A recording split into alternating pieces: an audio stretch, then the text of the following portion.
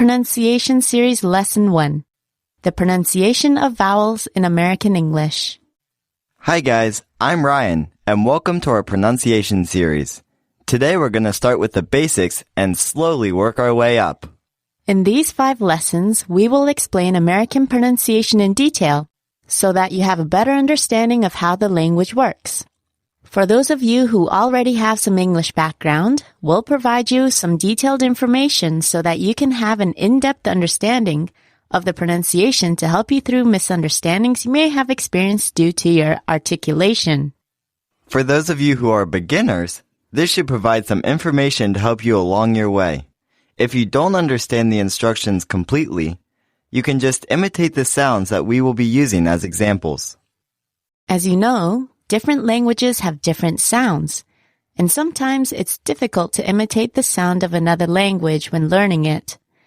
In this first lesson, we will break down vowels that are used in general American English pronunciation so that you can see why you may have difficulty hearing certain words or why the pronunciation of some words is so odd. But before we begin, let's review the alphabet.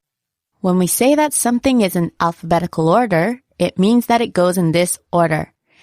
A, B, C, D, E, F, G, H, I, J, K, L, M, N, O, P, Q, R, S, T, U, V, W, X, Y, Z.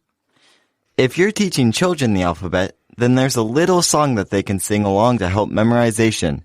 Chihiro, sing it for us in your award-winning singing voice. Well, there's a reason why I don't have a hit single out. I'll sing half, you sing the other half. Ready? Yeah. Yeah. A, B, C, D, E, F, G, H, I, J, K, L, M, N, O, P, Q, R, S, T, U, V. W, X, Y, and Z. It's not that bad. You're so bad, Ryan. Thanks. And that's what you can sing to young children to help them know their ABCs. It's the same tune as the Twinkle, Twinkle, Little Star for those who know that song. Now don't worry, there's no more singing, listeners. Carrying on, the English alphabet is based on Latin and has 26 letters. Each letter has an uppercase form and a lowercase form. When written in cursive writing, it may look slightly different from print. Also, depending on what font you are using when typing on the computer, some letters may look slightly different. Now, as we mentioned before, we'll be looking at the vowels of American English. The 26-letter English alphabet has 26 sounds divided into 2 groups. The English alphabet has 5 vowels, which are A, E, I, O, and U. While there are only 5 vowels in writing, there are 18 to 23 vowel sounds depending on the researcher. Vowels generally fall into 2 categories. The sounds are made by positioning the tongue in front, center, and back of the mouth. We make front vowels with the tongue positioned in the front of our mouths. We make back vowels in the back of our mouths, and we make central vowels in the center. A monophthong is a single vowel sound, also known as a pure sound. A diphthong is when the tongue changes its position and glides from one vowel sound to another. A triphthong is when the vowel sound changes its position 3 times. But instead of getting too technical with the names, we will explain the different sounds using different words. It'll probably be easier to understand the vowels and their sounds this way. Let's start with the front vowels. The E sound in the words Heat and leap. The I sound in the words Hit and tip. The I sound in the words Met and kept. The A sound in the words Map and bat. Those are the front vowel sounds. Here are the example words again. Heat, leap, hit, tip, met, kept, map, bat. And next we have the central vowels. The sound in the words Nut and cut. The sound in the words the and away. There's actually one more according to some linguistics, but since Ryan and I don't pronounce it, we won't go over it. So the examples again for central vowels are nut, cut, the, away. And here are the back vowels. The oo sound in Loop and boot. the sound in Hook and put.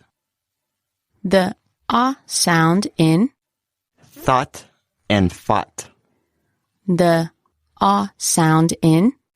Hot and bog. Those are examples of regular short vowels.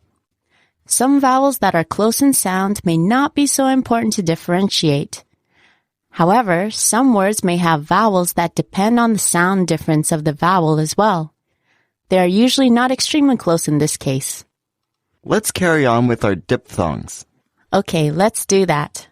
The O sound in the word, Low, the ow sound in the word, loud, the I sound in the word, lied, the A sound in, lane, the oi sound in, loin, the oo sound in, loon, the e sound in, lean, the ear sound in, leer, the a sound in, layer, the sound in.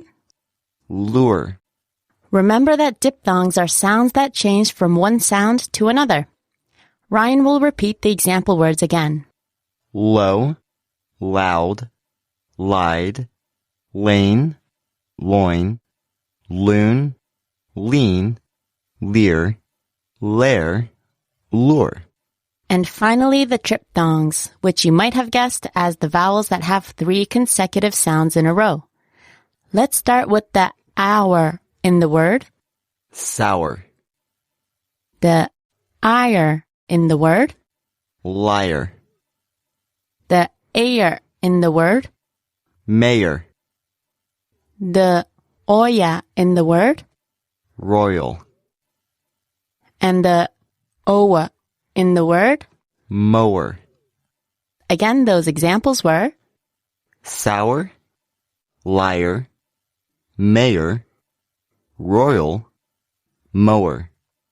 Dictionaries will have the pronunciation represented in a phonetic form, which may be the IPA symbols or another form of phonetic representation.